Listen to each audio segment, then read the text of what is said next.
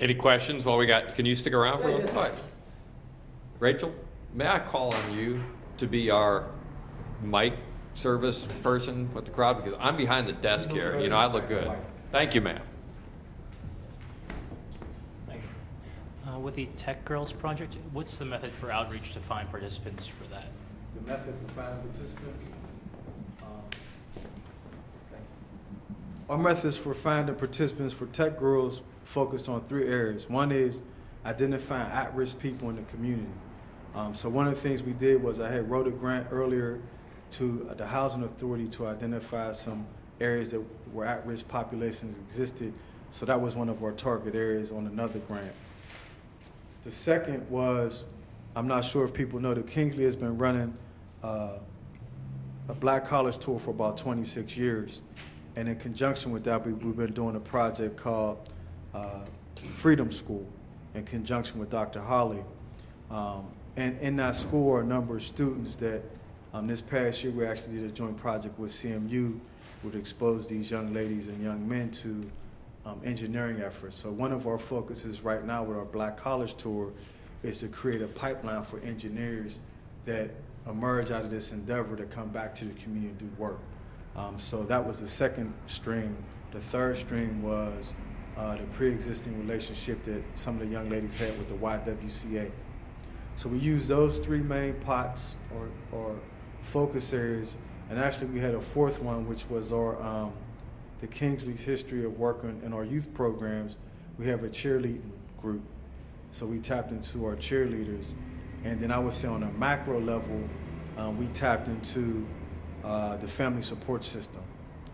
We are one of 33 family support organizations in the city of Pittsburgh, and we currently are focused on, I think, serving 150 families in the Easton and Garfield area.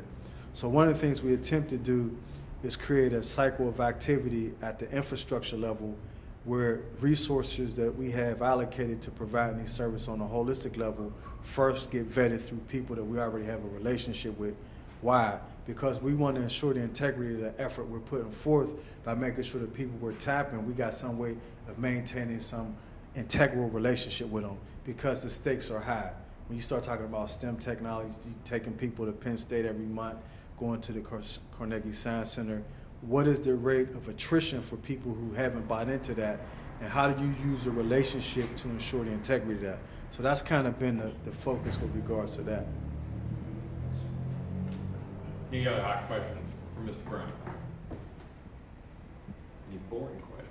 Any off-topic questions? Don't you have to get, you got work to do actually.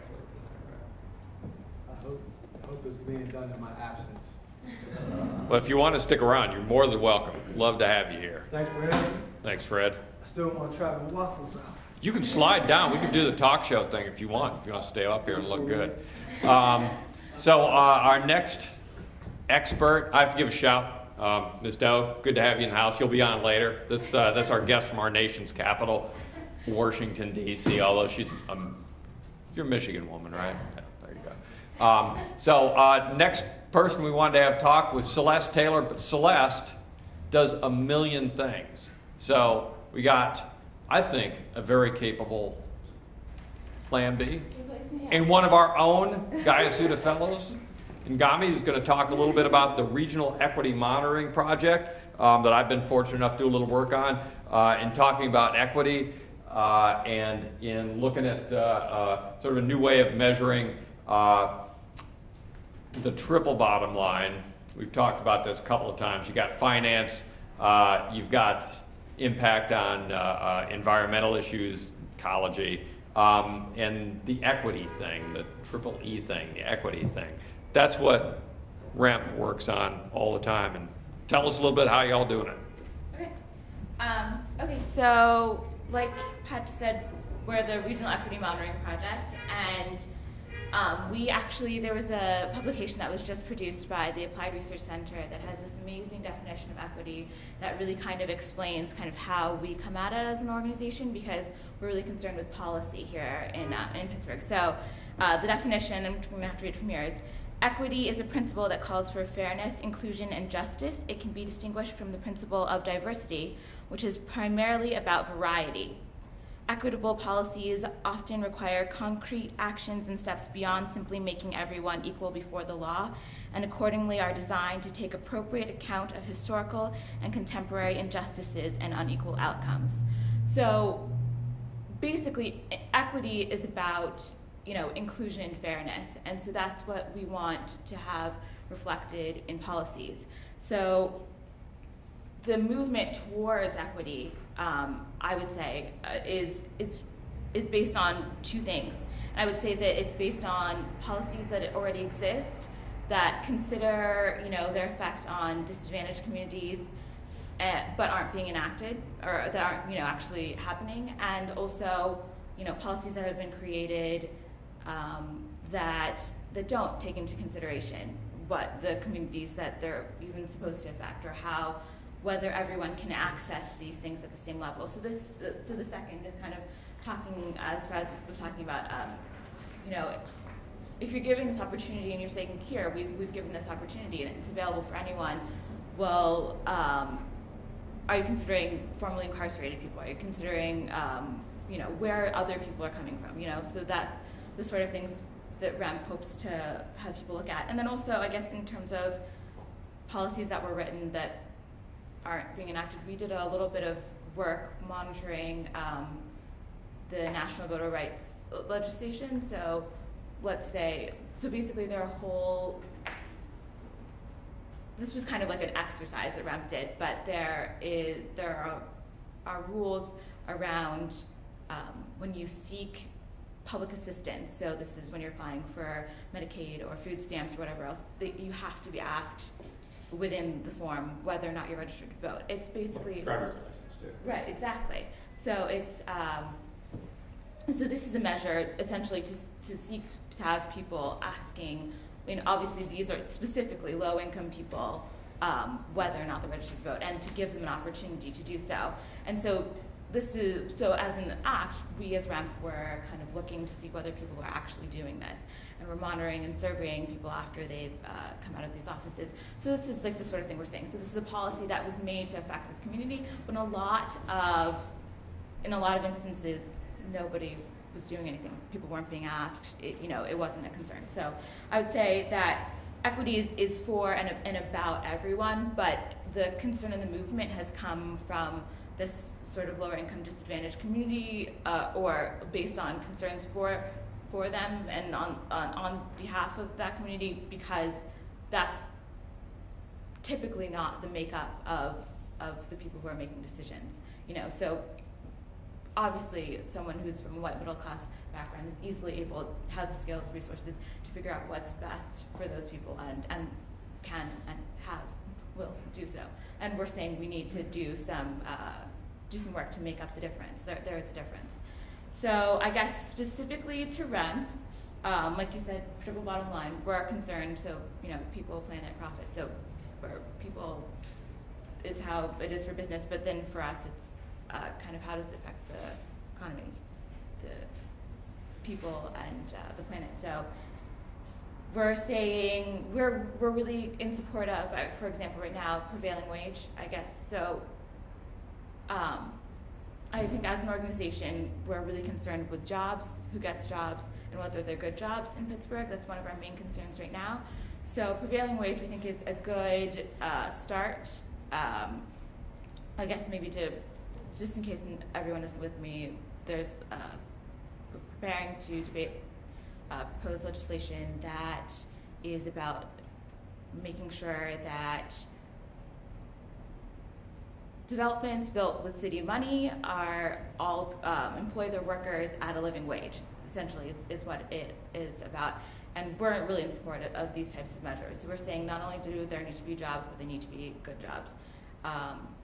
We think as an accompaniment to these types of race-neutral, just basic job creation pieces of legislation, there needs to be additional pieces that really seek to reach, you know, disadvantaged communities, reach the people who need those jobs, who need these higher paying jobs. So kind of partnership in policy we think is good. So specifically REMP, I guess we'll read these off.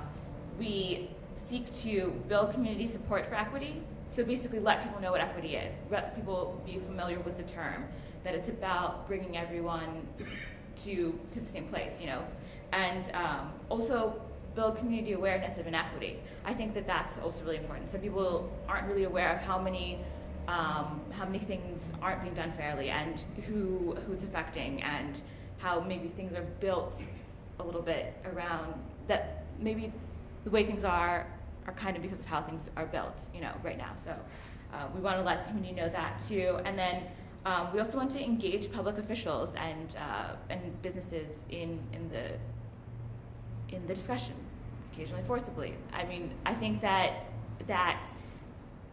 we think that monitoring, that's the main one of the main focuses of our organization, is really important. We think that watching and being visibly, we are clearly watching it. We think that that's an important thing to say.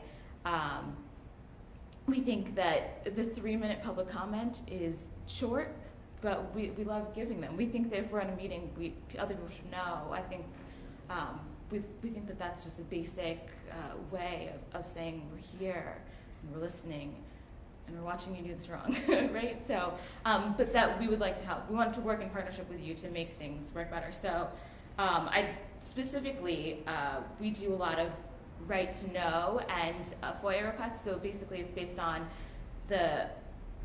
there's a whole bunch of information that anyone can get, that we're all able to send a request letter and say, I want to know what you're doing with your money, with your public money.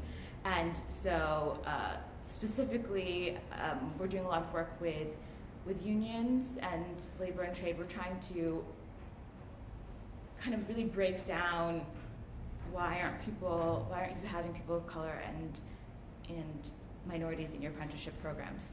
What's going on here? What's falling apart here? And because all of these organizations are supposed to have very specific records as to what's going on. So, for example, we just recently received information about minority participation in apprenticeship programs, and it says nothing. We have the numbers that they sent us give us the numbers of blacks. So it breaks them down by race and also gender, but it doesn't say, some of these programs are years long. It doesn't say whether these are the numbers for the continuing people. It doesn't break them down by union. There are 34 different divisions. It doesn't say who's going into what. It doesn't explain whether these are the continuing people. So it's about saying you should have numbers that explain what's going on, and the numbers we should have them. And if you're not doing that, then that's really a huge part of the problem. Maybe that's why there are no people, because you don't even realize that or you don't care to take note of the fact that there is no minority participation. So part of this, remedying this situation, which we think is a big deal, in terms of union participation, we think it's a really huge deal. We're trying to get everyone into the same room. We're going to we're having a mini summit in January of next year to really just get everyone at the table and say, what's going on? Why don't we have more participation? What can you do? And we really want to end kind of the back and forth. We want to end the mayor's office from saying it's the unions, saying it's the contractors. We're just trying to get everyone in the same room because we think that's part of the basics of the solution. And I think, so that's kind of like where we come from with the right to know and FOIA. We also do a lot of other things regarding it, but one of our main drives is labor participation.